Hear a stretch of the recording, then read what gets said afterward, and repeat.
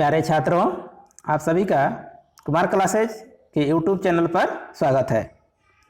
छात्रों, हम लोग डीसी जनरेटर के पार्ट 1 भाग को पढ़ चुके हैं, जिसमें मैंने डीसी जनरेटर के संरचना के बारे में आपको बताया था और यह भी बताया था कि डीसी जनरेटर और डीसी मोटर की संरचना क्या होती है, समान होती है, उसके बनावट में कोई अंतर नहीं होता है। तो आज हम डीसी जनरेटर के कार्य सिद्धांत तथा उसके वर्गीकरण का अध्ययन करेंगे इस वीडियो में। तो पहले मैं 2 मिनट में आपको पिछले क्लास के जो हुआ था उससे हम कनेक्ट कर लेते हैं, ताकि आप एक बार रिमाइंड हो जाए आपको कंस्ट्रक्शन क्या था, और आप पहला वीडियो जरूर इसको देख लीजिएगा जो छात्र नए होंगे। तो चलिए देखते हैं। हमने बताया था आपको कि डीसी जनरेटर में जो बॉडी होता है उसको योक कहा जाता है, और इस पर हम पोल को माउंट करते हैं और पोल के ऊपर क्या करते हैं, हम वाइंडिंग करते हैं। और वाइंडिंग जो करते हैं, वाइंडिंग ऑफ सेंस पर हम ये साउथ पोल और नॉर्थ पोल का निर्माण करते हैं। एक साउथ एक नॉर्थ, और जितने भी पोल होंगे तो क्या होगा, अल्टरनेट होगा, एक साउथ होगा, एक नॉर्थ होगा, एक साउथ होगा, एक नॉर्थ होगा। मैक्सिमम 2 पोल होते हैं, ये भी देखे थे। फिर हम पढ़े थे कि पोल से जो होता है बोल्ट द्वारा माउंट किया जाता है बॉडी पर, और इसके नीचे भाग थोड़ा सा चौड़ा होता है, इसे पोल शू कहते हैं, और इस पोल शू को हम स्क्रू से माउंट करते हैं। पोल शू इसलिए चौड़ा होता है क्योंकि मैग्नेटिक फ्लक्स को क्या करे, ये आर्मेचर बीच में होता है, पूरा कंडक्टर तक फैला सके, और इस पर आर्मेचर रिएक्शन को कम करने के लिए जो स्पार्किंग होता है कम्यूटेशन के समय, उसको कम करने के लिए हम इंटरपोल बनाते हैं। इंटरपोल भी वही होता है, क्या होता है, जितना पोल होता है उसके अनुसार होता है। तो आप उस वीडियो को देख लीजिएगा। मोटा मोटी हम लोग ये स्टेटर पढ़े थे, ये स्टेटर होता है। ये भी पढ़े थे कि छोटे जनरेटर को डायनामो भी कहा जाता है, और इस पर जो कॉइल लपटा जाता है उसको फील्ड कॉइल कहा जाता है। बीच में क्या होता है, आर्मेचर होता है जो बेलनाकार होता है, जो शाफ्ट माउंट होता है, और यहाँ पर हम उसके साथ कम्यूटेटर बनाते हैं, कम्यूटेटर लगाते हैं, इसलिए कि जो आर्मेचर में करंट उत्पन्न होता है वो एसी टाइप उत्पन्न होता है, और उसको हमको डीसी प्राप्त करना होता है। तो कम्यूटेटर के सहारे क्या करते हैं, हम कन्वर्ट करते हैं। फिर कार्बन ब्रश के माध्यम से क्या करते हैं, हम बाहर लेते हैं। तो ये बनावट हमने पढ़ा था, और आप पूरा वीडियो देखेंगे तो पिछला वीडियो समझ जाएंगे।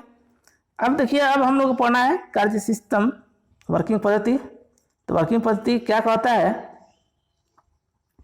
डीसी जनरेटर का। तो देखिए, डीसी जनरेटर का वर्किंग पद्धति कहता है, मैं इसको समझाऊंगा, पहले पढ़ के बताता हूं आपको। कहता है कि पहला क्वेश्चन है, पूछा जाता है आपसे कि बताइए कि फैराडे के विद्युत चुम्बकीय सिद्धांत पर कार्य करता है। क्वेश्चन आपसे अगर पूछा जाए कि बताइए डीसी जनरेटर किस सिद्धांत पर कार्य करता है, तो फैराडे के विद्युत चुम्बकीय सिद्धांत पर कार्य करता है, ये आप जानते हैं। और फैराडे के विद्युत चुम्बकीय सिद्धांत क्या कहता है कि यदि किसी फ्लक्स को किसी कंडक्टर द्वारा क्या किया जाए, कट किया जाए, तो उस कंडक्टर में ईएमएफ एक उत्पन्न होता है, और ये जो ईएमएफ का मान होता है वो किस पर निर्भर करता है, फ्लक्स परिवर्तन की दर पर निर्भर करता है। तो ये हम फैराडे के नियम के अनुसार जानते हैं। और ये भी जानते हैं कि अल्टरनेटिंग स्वभाव का होता है। तो क्यों होता है, इसलिए होता है कि चूंकि हम जानते हैं अल्टरनेटिंग करंट क्या होता है, कि प्रत्येक क्षण अपनी दिशा बदलता है। यानी ये भी क्या करता है, अगर अल्टरनेटिंग स्वभाव का होता है, इसके दिशा में परिवर्तन होते रहता है। ठीक है, अब उसी चीज़ को हमको समझना है कैसे होता है। तो क्या हम करते हैं, देखते हैं कि एक चालक जो है 180 डिग्री घूमने के बाद क्या होता है, उसकी कंडक्टर की दिशा बदल जाती है, करंट की दिशा। और यही क्या है, एसी का गुण है। और हमको डीसी से, इसीलिए डीसी लगाना पड़ता है, कम्यूटेटर लगाना पड़ता है, क्योंकि हमको चाहिए डीसी। अब देखिए, थोड़ा सा मैं एक फिगर से आपको कन्वर्ट कर रहा हूँ कैसे एक कार्य करता है। ध्यान दीजिएगा और समझने की कोशिश करिएगा। और इसके लिए फ्लेमिंग का नियम भी कार्य करता है। तो फ्लेमिंग का नियम क्या कहता है, फ्लेमिंग के दाएं हाथ का नियम डीसी जनरेटर के लिए कार्य करता है, और कहता है फ्लेमिंग का नियम, फ्लेमिंग का नियम क्या कहता है कि यदि थंब फोर फिंगर और मिडिल फिंगर को एक 90 डिग्री एंगल पर इस प्रकार मोड़ा जाए तो क्या होता है, अंगूठा जो होता है मोशन या फोर्स को डिनोट करता है, फोर फिंगर फ्लक्स को, और मिडिल फिंगर ईएमएफ की दिशा को निरूपित करता है। अब देखिए होता क्या है एक्चुअली, पहले तो हम जान गए कि भाई दो पोल है, तो दो पोल हमने पहले बना दिया, ठीक है, दो पोल बना दिया हम। कैसे बना दिया, मान लीजिए कि ये नॉर्थ है और ये साउथ है। अब ये पोल कैसे बनाते हैं, पहले वीडियो में हमने बताया था सेंस बाइंडिंग पर, उसको देख लीजिएगा। अब हम ये भी जानते हैं मैग्नेट के रूल से कि जो फ्लक्स होता है वो क्या करता है, नॉर्थ से और साउथ की ओर गमन करता है, ठीक है। ये क्या कर रहा है, नॉर्थ से साउथ की ओर गमन कर रहा है, ये जान रहे हैं आप। अब देखिए इसमें होता क्या है आपको कि एक कंडक्टर है। अब हमने वाइंडिंग जब पढ़ा था ये बताया था आपको कि जो आर्मेचर का भाग स्लॉट में अंदर रहता है, यानी जो फ्लक्स के सीधे कट के स्थिति में आता है, वह एक्टिव पार्ट कहलाता है। और एक्टिव पार्ट में ही ईएमएफ उत्पन्न होता है, एक्टिव साइड। और एक टर्न में दो एक्टिव साइड होता है, तो एक टर्न हम लेते हैं आपको, अब उसको दो कलर से दिखाते हैं कि पहले अगर पहला एक्टिव साइड है उसको हम रेड से दिखा दिए, कुछ इस टाइप का था, ठीक है। और ये इनएक्टिव साइड जो है इसको हम ब्लैक से दिखा दे रहे हैं, और दूसरा जो एक्टिव साइड है उसको हम ग्रीन से दिखा दे रहे हैं ताकि क्लियर हो पाए कैसे होता है, ठीक है। अब देखिए ये फिगर हमारे पास बना, ये नॉर्थ पोल है, ये साउथ पोल है, ठीक है, और ये बीच में फ्लक्स जा रहा है नॉर्थ से साउथ की ओर। अब ये कंडक्टर को क्या कर रहे हैं हम, प्राइम मूवर से घुमा रहे हैं। अब कंडक्टर में क्या है, दो साइड है, एक ये पहला एक्टिव साइड है, ये दूसरा एक्टिव साइड है। जो रेड है वो पहला एक्टिव साइड है और ग्रीन जो है कौन है, दूसरा एक्टिव साइड है। तो क्या हो रहा है, जब हम मोटर को इस दिशा में घुमा रहे हैं, मान लीजिए किस दिशा में, क्लॉकवाइज घुमा रहे हैं, इस दिशा में ऐसे घुमा रहे हैं प्राइम मूवर से, तो ऐसे घूमेगा तो क्या होगा, फ्लक्स कटेगा, तो करंट की दिशा क्या होगी हमारी, यहाँ ऐसे होगी और यहाँ ऐसे होगी। क्यों ऐसे होगी, इस चीज़ को समझिए। यहाँ क्योंकि ये पहला कंडक्टर है तो फोर्स किस पर लगेगा, पहले कंडक्टर पर लगेगा। तो फोर्स किसको दिखाता है हमको, देखिए अंगूठे को, यानी अंगूठा ऊपर की ओर है। आप अपने अपने हाथ को ऊपर की ओर करिएगा, जहाँ बैठे होंगे देखते हुए, इसको फैला लीजिए अपने हाथ को, दाहिने हाथ को, और अंगूठा ऊपर की तरफ करिए। अंगूठा ऊपर की ओर करेंगे, ठीक है, और फ्लक्स की ओर करेंगे आप फोर फिंगर, यानी अंगूठे के बगल वाली उंगली। और देखिए तो क्या देख रहे हैं आप, नहीं इधर हो रहा है, उल्टा हो गया है। इसमें इधर की ओर आपको जा रहा होगा कौन, करंट, ईएमएफ। अब यहीं देखिए, अगर फिर ये दूसरी जगह आएगा तो दूसरा जो फिगर बनेगा हमारा क्या होगा, कुछ इस टाइप का हो जाएगा, ये साउथ हो जाएगा और ये नॉर्थ हो जाएगा। अब कंडक्टर जो दूसरा बनेगा 180 डिग्री घूमने के बाद देखिए क्या होगा कि ये जो एक्टिव साइड है ग्रीन वाला, वो इधर आ जाएगा, वो क्या होगा, ग्रीन वाली इधर हो जाएगा, ग्रीन वाला पार्ट्स इधर आएगा,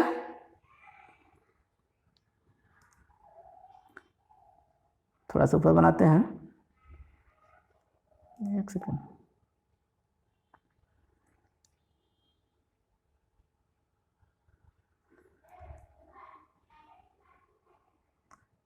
दूसरे साइड में क्या हो रहा है, नॉर्थ था, ये साउथ था। दूसरा फिगर जब बना रहे हैं हम, तो ग्रीन वाली जो पार्ट थी वो इधर हो गई, और रेड वाली जो पार्ट थी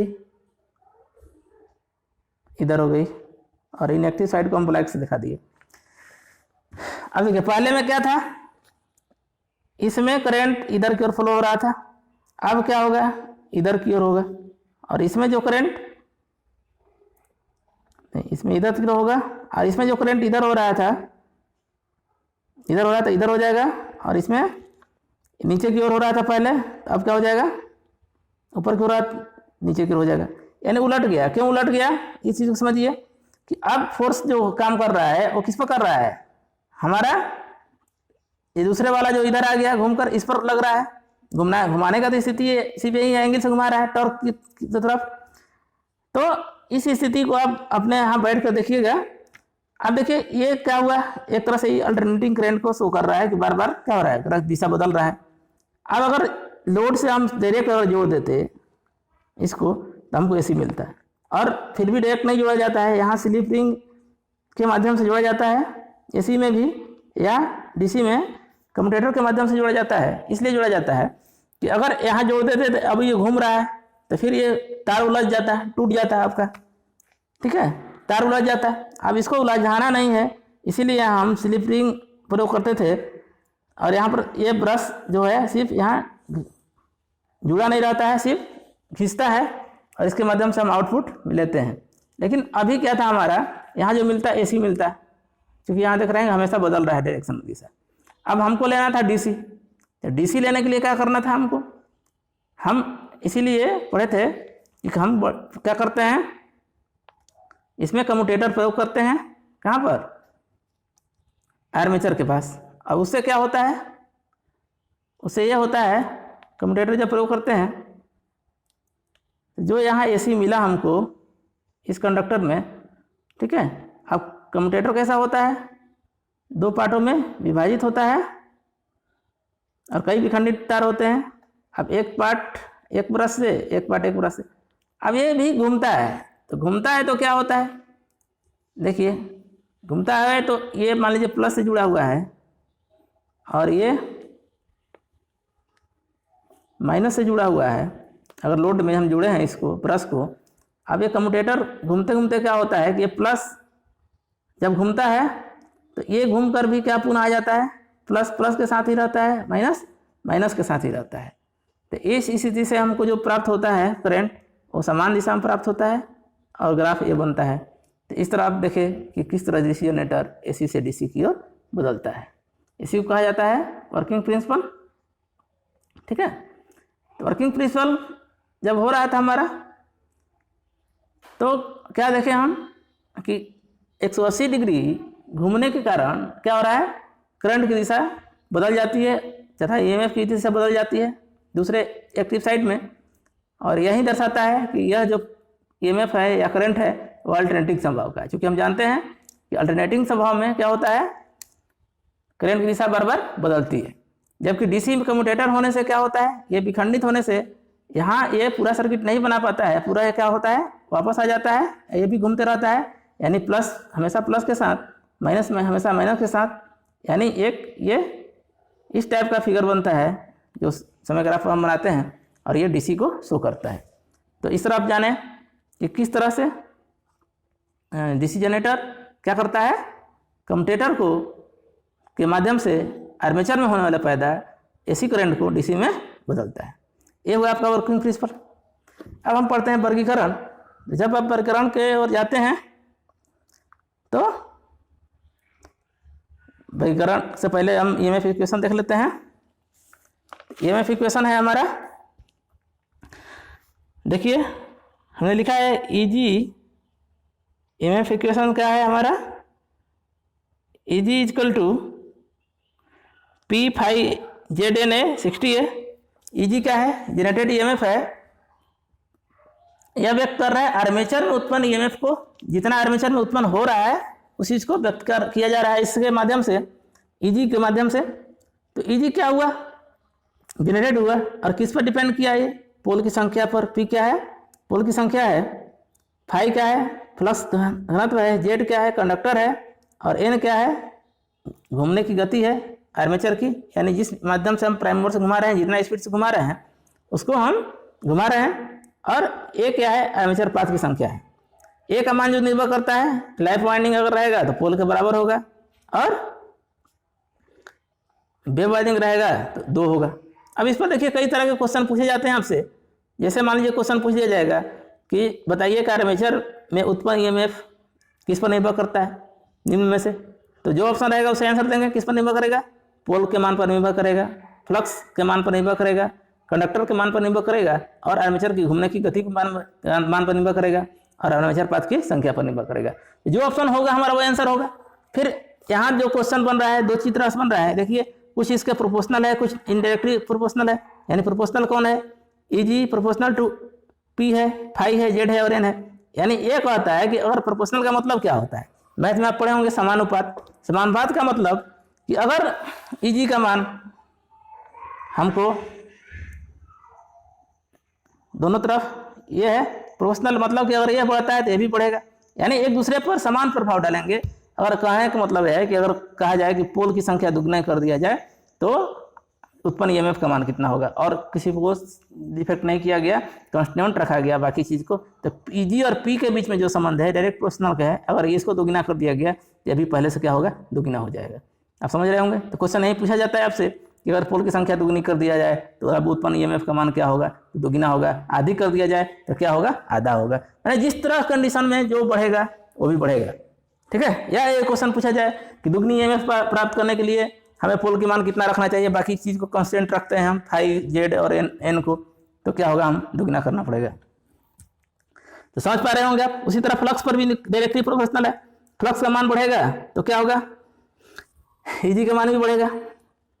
कंडक्टर के मान बढ़ा दें तभी बढ़ेगा, और अगर गति बढ़ा दें तभी बढ़ेगा। तो आप समझ गए इस बात को। यहाँ से क्वेश्चन पूछा जाता है। तो हम लोग क्वेश्चन भी ऑलरेडी मैंने 2 ऑब्जेक्टिव जीसी जनरेटर का प्रैक्टिस सेट दे चुका हूँ, उसको आप बनाएंगे, आपको ज़्यादा बेहतर समझ में आएगा कि कैसे वो काम कर रहा है। चलिए आगे बढ़ते हैं। इक्विवेलेंट सर्किट अब देखते हैं हम लोग डीसी जनरेटर का। तो चूँकि देखिए क्या होता है कि आर्मेचर में उत्पन्न होता है और आर्मेचर से लोड की तरफ बाहर जाता है। तो आर्मेचर में क्या है, कुछ करंट है और रेजिस्टेंस है। जो आर्मेचर में कंडक्टर है उसमें आयरन लॉस हो जाता है या कॉपर लॉस हो जाता है, तो उस लॉस को हम IAR से दर्शाते हैं। यानी जो आउटपुट वोल्टेज मिलता है हमको, अगर हम ये कहें कि आउटपुट वोल्टेज जो मिलता है वो क्या होता है, आउटपुट वोल्टेज। तो आउटपुट वोल्टेज जो होता है उसको V से हम व्यक्त करते हैं, और जब V से व्यक्त करते हैं हम, तो V जो होता है, जो V होता है वो क्या होता है, लॉस को काटने के बाद प्राप्त होता है। आप जानते हैं क्या होता है, लॉस काटने के बाद प्राप्त होता है। और लॉस कहाँ होता है, आर्मेचर में हो रहा है। तो आर्मेचर में जो वोल्टेज लॉस हुआ वो IAR के रूप में हुआ, IR भी बराबर IR के रूप में हुआ। I मतलब करंट, A मतलब आर्मेचर करंट, और A मतलब आर्मेचर, R मतलब प्रतिरोध। तो यानी जो V प्राप्त हुआ आपको वोल्टेज, Eg जो हुआ, जो आर्मेचर में हुआ, वो किसके योग के बराबर था, तो जो टर्मिनल वोल्टेज V मिला हमको उसके बराबर, और जो लॉस हो गया वहाँ पर IAR के रूप में उसके बराबर। तो क्या हो गया, जनरेटेड EMF का कुल मान निर्भर करता है किसके योग के बराबर होता है, तो आर्मेचर में उत्पन्न लॉस के बराबर प्लस टर्मिनल वोल्टेज, ठीक है। अब इसी को अगर मैथमेटिकल टर्म में आप ले जाएंगे तो V इक्वल टू क्या होगा, Eg माइनस IAR हो जाएगा, ठीक है। उसी तरह अगर IA बराबर पूछ लिया जाए, IA बराबर क्या हो जाएगा, आर्मेचर करंट बराबर, तो आप जानते हैं क्या हो जाएगा। तो अगर हम इसको ले जाते हैं किस साइड में, इस साइड में, तो क्या होगा आपका V प्लस IR बराबर Eg, ठीक है। अब IA बराबर क्या हो जाएगा, ये बटा में चला जाएगा, तो आपको क्या मिल जाएगा फाइनल रूप में, IA बराबर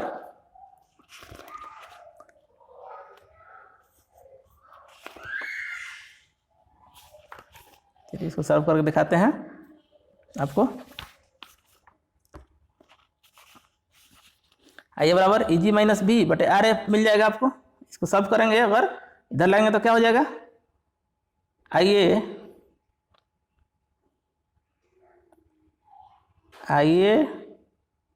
आर्मेचर करंट बराबर क्या होगा, Eg मतलब generated EMF minus terminal voltage upon RA, ठीक है। तो ये भी आप इसी से बना सकते हैं। तो सिर्फ आपको ये याद रखना है, जो आर्मेचर में उत्पन्न EMF होता है वो वोल्टेज ड्रॉप और टर्मिनल वोल्टेज के योग के बराबर होता है। तो आप समझ गए होंगे इस चीज़ को, मुझे लगता है। अब आपको आता है वर्गीकरण कि डीसी जनरेटर कितने प्रकार के होते हैं। तो डीसी जनरेटर देखिए, मुख्य रूप से डीसी जनरेटर जो होते हैं दो तरह के होते हैं। एक क्या होता है सेपरेटली एक्साइटेड जनरेटर, एक क्या होता है self excited generator. Separately excited generator का मतलब क्या है कि सेपरेटली एक्साइटेड जनरेटर में क्या किया जाता है कि हम देखते हैं सेपरेटली एक्साइटेड जनरेटर में क्या होगा कि उसके फील्ड करंट को, जबकि देखिए कितना भी हम घुमाएंगे अगर बड़े मूवर से, अगर फ्लक्स उत्पन्न नहीं होगा तो फ्लक्स कटेगा नहीं। तो सबसे पहले उत्पन्न है क्या है कि फील्ड वाइंडिंग में फ्लक्स उत्पन्न करना। और कहाँ से आएगा, जब हम जानते हैं मैग्नेट में के अनुसार कि जब किसी सोलेनोइड पर हम कॉइल लपेट कर उसमें जब सप्लाई देंगे तो वो क्या होगा, एक मैग्नेट का काम करेगा, इलेक्ट्रोमैग्नेट का। तो सबसे पहले क्या होगा, पृथक उत्तेजित जनरेटर इसलिए कहा गया, इसको बाहरी सोर्स से हम सप्लाई देते हैं। जबकि सेल्फ एक्साइटेड जनरेटर में अवशिष्ट चुंबक होता है और वो सीरीज या पैरेलल में जुड़ा होता है। उस अवशिष्ट चुंबक के कारण थोड़ा सा वहाँ फ्लक्स रहता है और उसको जो ही हम घुमाते हैं प्राइम मोड से वो वहाँ पर ईएमएफ मिलता है और ये उस ईएमएफ के अनुसार क्या होता है, करंट उत्पन्न होता है कंडक्टर में और उसी करंट के द्वारा हमको सप्लाई मिलता है पोल्स में और फ्लक्स बनते रहता है और हमारा ईएमएफ भी बनते रहता है। अब सेल्फ एक्साइटेड जनरेटर के 3 पार्ट्स हैं, सीरीज, शंट और कंपाउंड। और कंपाउंड में 2 पार्ट हैं, कौन कौन, शॉर्ट शंट और लॉन्ग शंट। और इसके बाद भी है लॉन्ग शंट में कौन कौन, लेवल, डिफरेंशियल। तो आगे हम देखेंगे इसको एक एक करके। चलिए आगे बढ़ते हैं। सबसे पहले देखते हैं सेपरेटली एक्साइटेड डीसी जनरेटर को क्या कहता है। ये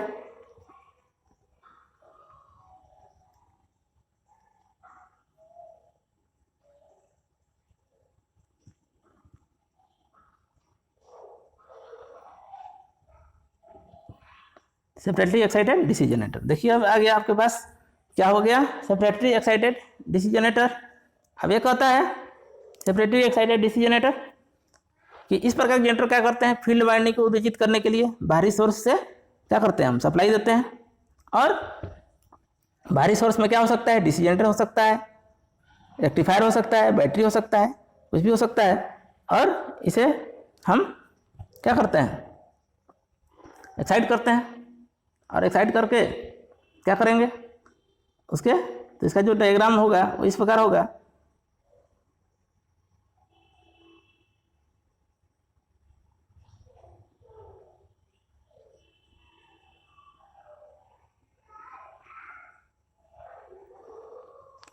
आर्मेचर हो गया और आर्मेचर के पहले क्या होगा, इसमें कुछ रेजिस्टेंस होगा। आर्मेचर का जो रेजिस्टेंस होगा उसे आरएस व्यक्त करेंगे और यहाँ जो करंट आएगी वो क्या होगी, आईए होगी, इसको व्यक्त करते हैं। और ये लोड आउटपुट किसको दिया जाएगा, लोड को दिया जाएगा। तो लोड को जो दिया जाएगा उसको क्या बोलते हैं हम, टर्मिनल वोल्टेज। ठीक है, क्योंकि यहाँ जो ड्रॉप हो जाता है उसको उसमें से निकाल दिया जाता है। अब आप देखिए, अब यहाँ इसी बार आर्मेचर हुआ है, लेकिन फील्ड के लिए क्या करना पड़ेगा हमको, फील्ड हमारा यहाँ पर है और फील्ड को क्या करें हम, किसी बाहरी स्रोत से जोड़ दिए, बैटरी या जनरेटर से, और ये फील्ड एक्साइट हुआ। अब इस फील्ड फ्लक्स को क्या करेंगे, इसके द्वारा कट होगा, इसमें ये उत्पन्न होगा। तो इसके लिए बहुत कुछ नहीं है, सिर्फ हमको ये जानना है। यहाँ से क्वेश्चन आपसे जो पूछा जाएगा वो ये सिर्फ 2 क्वेश्चन पूछा जाएगा, वो ध्यान रखेंगे आप। पहला क्वेश्चन क्या पूछा जाएगा कि पृथक एक्साइटेड जनरेटर में या सेपरेटली एक्साइटेड जनरेटर में फील्ड एक्साइट किया जाता है किससे, किसी बाहरी सोर्स से। वो सोर्स क्या हो सकता है, तो सोर्स वो हो सकता है बैटरी हो सकता है, जनरेटर हो सकता है, रेक्टिफायर हो सकता है। फिर इंपॉर्टेंट बात यह है यहाँ पर कि ये जो बाहरी सोर्स होगा, जो वोल्टेज दोम देंगे वो क्या होगा, उत्पादित वोल्टेज से कम होगा, न कि अधिक होगा। इसलिए कम होगा कि अगर अधिक हो जाएगा तो कोई मतलब नहीं होगा हमारा निकालने के लिए। ठीक है, तो क्या होगा, कम होगा। और जो इसमें जो वोल्टेज ड्रॉप होगा वो कहाँ कहाँ हो सकता है, ब्रश में हो सकता है और आर्मेचर में हो सकता है।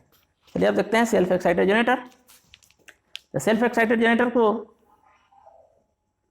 2 भागों में बांटते हैं हम, कौन कौन, परमानेंट मैग्नेट और इलेक्ट्रोमैग्नेट में। परमानेंट मैग्नेट और इलेक्ट्रोमैग्नेट में कैसे बांटते हैं, तो हम पढ़े थे पहला दिन जो हम क्लास लिए थे उसमें बताए थे आपको कि जब छोटा जनरेटर होता है उसको क्या कहते हैं हम, डायनेमो कहते हैं। क्या बोलते हैं, डायनेमो कहते हैं। तो डायनेमो जो होता है उसमें क्या प्रयोग करते हैं, तो उसमें हम करते हैं परमानेंट मैग्नेट। ठीक है, इसलिए करते हैं कि परमानेंट मैग्नेट में वाइंडिंग की कोई आवश्यकता नहीं होती है, उसमें छोटे छोटे पोल्स मैग्नेट के लगाते हैं, उसके द्वारा क्या होता है, फ्लक्स उत्पन्न होता है और यहाँ पर प्राइम मूवर लगाते हैं, उसको घुमाते हैं। तो ये बहुत छोटी छोटी चीज़ों में प्रयोग होता है। देखते होंगे आप छोटे छोटे बचपन में साइकिल में लगाया होता था, तो साइकिल में एक डब्बे टाइप का यहाँ लगा होता था, जब एक पैंडल में यहाँ बल्ब लगा होता था हैंडल में, और इसको जब घुमाते थे तो बल्ब जाता था। तो कुछ नहीं होता था, बस यही सिंपल एक छोटा सा मैग्नेट होता है परमानेंट मैग्नेट, और यहाँ एक सॉफ्ट लगा देते हैं, इसमें वाइंडिंग कर देते हैं और इसको सीधे बल्ब से जोड़ देते हैं। अब जब पैंडल मारते हैं तो क्या होता है, यहाँ पर ये बल्ब जलता है। तो परमानेंट मैग्नेट सीधा सीधी मतलब है कि जिसमें जिसके पोल्स पे फील्ड पोल परमानेंट मैग्नेट के बने हो, वो क्या कहलाएगा, परमानेंट मैग्नेट कहलाएगा। ये भी सेल्फ स्टार्टेड है, इसको कोई भी जरूरत नहीं है हमको उसको करने के लिए, ठीक है। दूसरा हो गया इलेक्ट्रोमैग्नेट। इलेक्ट्रोमैग्नेट में क्या है, तो इलेक्ट्रोमैग्नेट के लिए भाई हमको क्या करना चाहिए, फील्ड में करंट की आवश्यकता होगी। जो पोल होगा हमारा, अब देखिए यहाँ पर जो पोल होगा उसमें वाइंडिंग होना चाहिए, परमानेंट मैग्नेट में था नहीं। अब जब वाइंडिंग होगा, अब ये सेल्फ स्टार्ट है, तो सेल्फ स्टार्ट है तो भाई सेल्फ स्टार्ट कैसे है, जब तक हम इसमें सप्लाई नहीं करेंगे तब तक तो होगा ही नहीं, कैसे सेल्फ स्टार्ट हो जाएगा। जब मोटर बनाया जाता है, कंपनी जब मोटर को बनाती, जनरेटर को बनाती है, तो उस समय क्या करती है, एक बार ये बाहरी सोर्स जोड़कर इसको क्या करती है, सप्लाई दे देती है, और इससे क्या हो जाता है, ये मैग्नेट का रूप ले लेता है। और उस मैग्नेट के रूप लेने से क्या होता है, उस मैग्नेट के रूप लेने से उस मैग्नेट के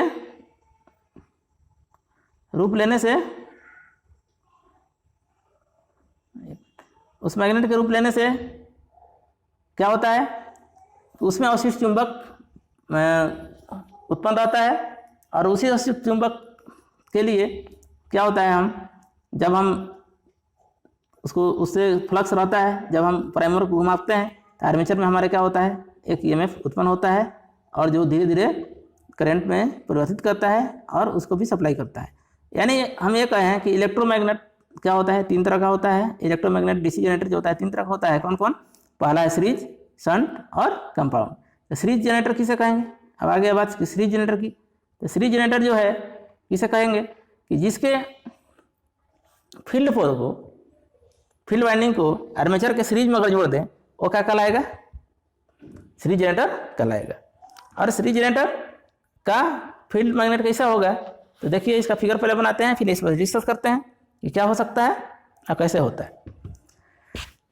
तो हमने पहले कहा जाना कि सीरीज जनरेटर में क्या होता है कि फील्ड वाइंडिंग को उत्तेजित करने के लिए इलेक्ट्रोमैग्नेट प्रयोग किया जाता है। तो पहला क्वेश्चन आप ये समझिए कि सीरीज जनरेटर क्या है, एक सेल्फ स्टार्ट जनरेटर है। पहले ये भी क्वेश्चन पूछा है, इनमें से कौन सा सेल्फ एक्साइटेड जनरेटर है अथवा नहीं है। तो सेल्फ एक्साइट कौन कौन है, एक तो परमानेंट मैग्नेट हो गया, डायनामो या डायनामो दे दे आपको, परमानेंट मैग्नेट मतलब छोटा डीसी जनरेटर डायनामो हो गया, और किसी में होता नहीं है।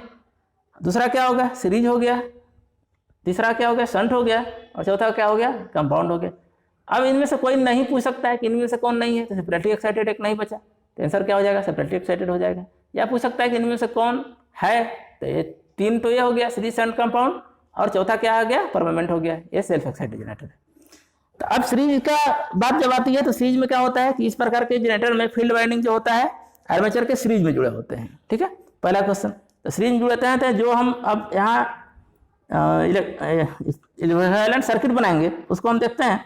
तो सबसे पहले क्या हम देख रहे हैं भाई, हमारा क्या हो गया, एक सीरीज फील्ड हो गया जिसको हमने ऐसे दिखा दिया और इसको व्यक्त कर दिया ISC से। ठीक है, ISC इसलिए लिखा है कि इसमें जो करंट प्रवाहित हो रहा है वो क्या हो रहा है, सीरीज में हो रहा है।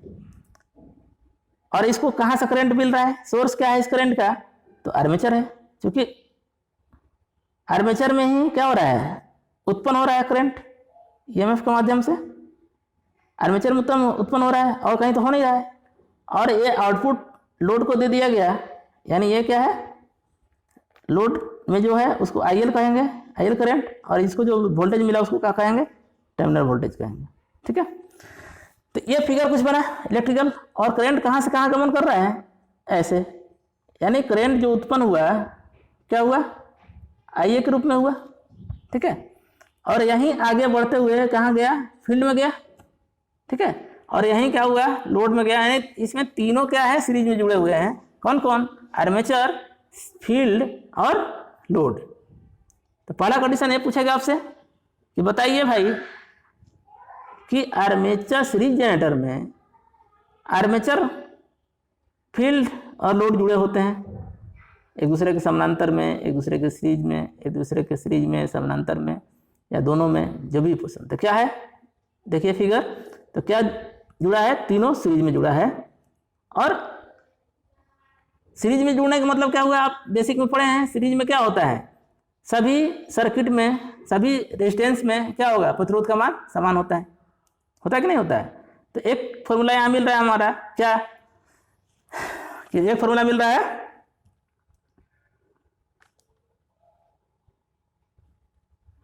अभी हमने देखा था कि सब सीरीज में जुड़ा था, तो उससे इफेक्ट क्या हुआ, उसका इफेक्ट ये हुआ कि IA यानी आर्मेचर करंट बराबर था किसके, IL के और ISH के, ठीक है। आर्मेचर करंट बराबर है किसके, जितना उत्पन्न हुआ उतना सीधे लोड को गया, और लोड किसके माध्यम से गया, तो फील्ड के होते हुए गया। यानी जो फ्लक्स का मान है वो क्या हो रहा था आपका, सबसे ज़्यादा करंट मिल रहा था, टोटल करंट जा रहा था किसको जा रहा था, फील्ड को जा रहा था। और फील्ड को ज़्यादा जाने से क्या होगा, यहाँ पर करंट हमारा ज़्यादा उत्पन्न हो रहा था, यानी फ्लक्स ज़्यादा काट रहा है तो ज़्यादा मिल रहा है उसको। तो इसीलिए इसके वाइंडिंग के तार का प्रयोग किया जाता है, मोटा रखा जाता है और कम टर्न बनाया जाता है, ठीक है। तो क्वेश्चन आपसे पूछा जाएगा कि सीरीज जनरेटर के फील्ड वाइंडिंग का तार कैसा होता है, तो मोटा होता है और कम टर्न के बने होते हैं, ठीक है। अब ये समझ गए, तो सीरीज वाइंडिंग के तार क्या होगा, मोटे होंगे और कम टर्न के बने होंगे। क्यों होंगे, क्योंकि यहाँ करंट का मान जितना उत्पन्न हो रहा है उतना फील्ड को जा रहा है, उतने लोड को जा रहा है। तो अगर मोटा नहीं रहेगा तो गल जाएगा तार और शॉर्ट सर्किट हो सकता है। तो इसीलिए यहाँ पर जो वाइंडिंग होगी, कौन वाइंडिंग, फील्ड वाइंडिंग, वह मोटे तार तथा कम लपेट के बनाए जाते हैं, जिस कारण इसका प्रतिरोध क्या होता है, निम्न होता है। अब देखिए आगे हम देखते हैं कि ये इसमें किस प्रकार जुड़ा होता है। तो जुड़ा किस प्रकार होता है भाई, तो ये सीरीज में जुड़ा होता है किसके साथ, आर्मेचर के साथ, ठीक ना, आर्मेचर के साथ सीरीज में जुड़ा होता है। तो ये आप समझ गए होंगे। अब इसका प्रयोग ये भी समझ गए होंगे, ये भी क्वेश्चन पूछेगा, दे देगा आपको कि आर्मेचर करंट 2 एम्पियर है तो फील्ड करंट कितना होगा, तो ये भी 2 होगा, ठीक ना। अच्छा, अब टर्मिनल वोल्टेज बराबर क्या होगा, तो हम पहले ही जानते हैं टर्मिनल वोल्टेज जो होता है वोल्टेज ड्रॉप के बराबर होता है, माइनस के बराबर होता है। तो EG माइनस वोल्टेज ड्रॉप। तो यहाँ क्या है, यहाँ पर 2 फील्ड है, एक तो फील्ड हो गया, एक आर्मेचर हो गया। तो क्या घट जाएगा आपका, IaRa, आर्मेचर में जो वोल्टेज ड्रॉप हुआ प्लस करंट ज़्यादा जा रहा है फील्ड में, तो यहाँ भी ज़्यादा मात्रा में उत्पन्न होगा। तो ये ISH प्लस RSH, ठीक है। तो ये हो जाएगा आपका टर्मिनल वोल्टेज का फॉर्मूला, ठीक है। उसी तरह अगर यहाँ कहा जाए कि यहाँ करंट का मान कितना होता है, तो आर्मेचर करंट का मान कितना हो जाएगा, IA इजकल टू V बराबर IR होता है। तो V कितना है हमारा, V कितना है, EG माइनस V, नहीं ना है। और नीचे जो रेजिस्टेंस होगा आर्मेचर का होगा, इसके साथ क्या होगा, सीरीज का होगा, तो ISC हो जाएगा। तो आप उम्मीद करते हैं समझ गए होंगे। अब आप क्वेश्चन तीसरा पूछता है कि बताइए इसका प्रयोग कहाँ किया जाता है। तो DC जनरेटर का प्रयोग जान लीजिए, इसका प्रयोग जो है बूस्टर के रूप में किया जाता है। DC सीरीज जनरेटर का प्रयोग कहाँ किया जाता है, इसका प्रयोग बूस्टर के रूप में, किसके रूप में, बूस्टर के रूप में।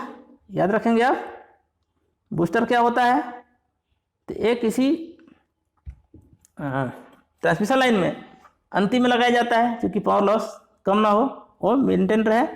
तो आपको एक लाइन याद रखना है कि डीसी सीरीज का प्रयोग कहाँ किया जाता है, बूस्टर के रूप में किया जाता है जनरेटर का। और मोटर पूछता है, मोटर का ट्रैक्शन में किया जाता है, क्योंकि ये जनरेटर है। तो लड़के इसलिए कन्फ्यूज हो जाते हैं कि मार देते हैं वहाँ पर एग्जाम में आंसर कि ट्रैक्शन में, जो रट के जाते हैं। तो रटना नहीं है, समझिए जनरेटर मतलब बूस्टर है, ठीक है, और मोटर ट्रैक्शन में होता है। उम्मीद करते हैं आप समझ गए होंगे सीरीज जनरेटर को। उसी तरह शंट जनरेटर की बात आती है, तो शंट को देख लेते हैं हम लोग। शंट जनरेटर क्या होता है? अब देखिए शंट जनरेटर में इसमें क्या होता है कि फील्ड वाइंडिंग आर्मेचर के पैरेलल में जुड़ा होता है, ठीक है। तो पहले मैं फिगर बना देता हूँ ताकि आपको कंफर्म हो जाए। अब शंट वाइंडिंग आर्मेचर के क्या होता है, पैरेलल में होता है। तो हम पहले बना देते हैं शंट, ठीक है।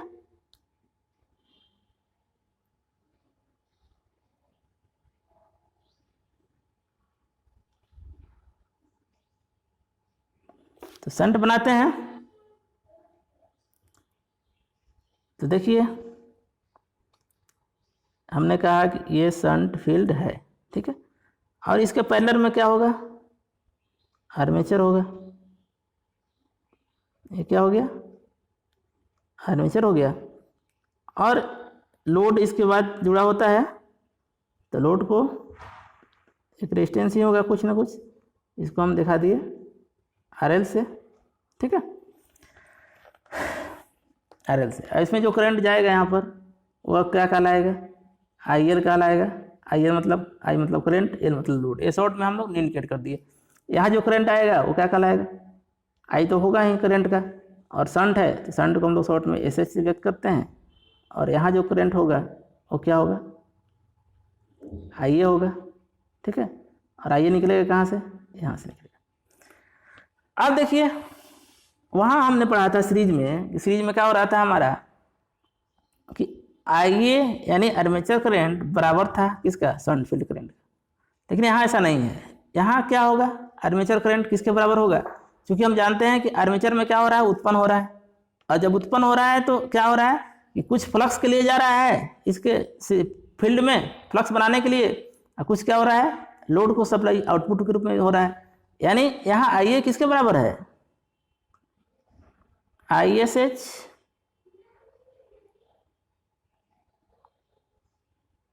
Plus IL। तो यहाँ क्वेश्चन याद रखिएगा, यहाँ न्यूमेरिकल पूछा जाता है। कल मैं न्यूमेरिकल भी लेके आऊँगा आपको, कैसे कैसे न्यूमेरिकल आएगा उसको हल करेंगे हम लोग।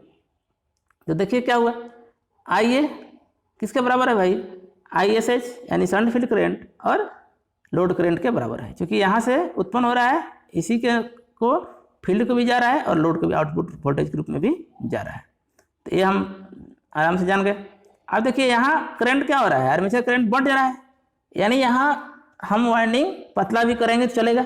इसीलिए क्या होता है, आर्मेचर में फील्ड वाइंडिंग पतले तार और पतले तार का लंबा बनाया जाता है, जबकि सीरीज में क्या होता है, मोटे तार का और कम तार का बनाया जाता है। आप समझ गए होंगे, ठीक है। चलिए अब देखिए इसका प्रयोग कहाँ किया जाता है। तो इसका प्रयोग क्या किया जाता है, कभी भी लोड पर नहीं चलाया जाता है। लोड पर क्यों नहीं चलाया जाता है, क्योंकि इसका करंट का मान क्या होता है, कम होता है। अगर पूरा लोड पर चला देंगे हम तो क्या होगा, पूरा टर्मिनल वोल्टेज की ओर चला जाएगा, फ्लक्स ही नहीं बन पाएगा, ठीक है। तो इस तरह आप समझ गए। तो IA बराबर क्या हो गया। उसी तरह अगर ISH के मान के बराबर क्या होगा, यानी फील्ड करंट का मान कितना, फील्ड में कितना करंट होगा, तो हम जानते हैं ओम्स लॉ से वोल्टेज जो मिला टर्मिनल वोल्टेज और जो इसका रेजिस्टेंस है उस पर निर्भर करेगा। तो क्या लिखेंगे, RSH। तो शंट फील्ड में जितना करंट बहेगा उसका फॉर्मूला क्या होगा, V/RSH, ठीक है। तो इस तरह आप समझ गए, EG बराबर होता ही जो जनरेटर DMF होगा वो कितना होगा, EG टर्मिनल वोल्टेज प्लस जो आर्मेचर में ड्रॉप होगा वही होगा IA RA। तो आराम से आप समझ गए। चलिए आगे बढ़ते हैं। इसका प्रयोग कभी भी क्या करना चाहिए, लोड जोड़कर नहीं करना चाहिए। अब आता है कंपाउंड जनरेटर। देखिए इसको मैं लिख दिया हूँ, इन्हीं दोनों के मिश्रण पार्ट्स को बोलते हैं हम। जिस डीसी जनरेटर में फील्ड वाइंडिंग दो भागों में विभक्त कर दिया जाए, ठीक है, एक को क्या कर दिया जाएगा सीरीज में, एक दूसरे को क्या कर दिया जाएगा शंट में, वो क्या कहलाएगा कंपाउंड जनरेटर कहलाएगा। और कंपाउंड जनरेटर सिंटर सॉरी दोनों का गुण होता है, ठीक है। और इसको दो भागों में बांटा गया, शंट फील्ड और लॉन्ग शंट, शॉर्ट शंट और लॉन्ग शंट के रूप में। अब शॉर्ट शंट के बाद देख लेते हैं, इसका पूछ देता है कभी कभी फिगर, ध्यान रखिएगा। शॉर्ट शंट में क्या होता है, शॉर्ट शंट में फील्ड वाइंडिंग आर्मेचर के समानांतर क्रम में जुड़ा होता है, ठीक ना। देखिए ये सिर्फ आर्मेचर के होगा, और लॉन्ग शॉट में क्या होगा कि दोनों के में होगा। देख लीजिए लॉन्ग शॉट का फिगर है, इस फील्ड और आर्मेचर दोनों के समानांतर क्रम में लगा होता है। और बाकी सब समीकरण उसी टाइप का होता है, V बराबर IR पर ही सब है। तो उम्मीद करते हैं वर्गीकरण को समझ पाए होंगे। नेक्स्ट वीडियो में हम लोग मिलेंगे, आज ही वीडियो लोड होगा वो, और उसमें आर्मेचर रिएक्शन सहित बाकी चीज़ को हम कवर करेंगे। तो अभी हम देखें डीसी जनरेटर का कार्य सिद्धांत कैसे उत्पन्न होता है एसी, और एसी से कैसे हम लोग डीसी में कन्वर्ट करते हैं, और कितने प्रकार का होता है, और इसमें क्या हमारा समीकरण बनता है, और क्या हमारा इक्विवेलेंट सर्किट बनता है। ठीक है छात्रों, मिलते हैं नेक्स्ट वीडियो में। चैनल को सब्सक्राइब करिएगा, शेयर करिएगा। Thank you.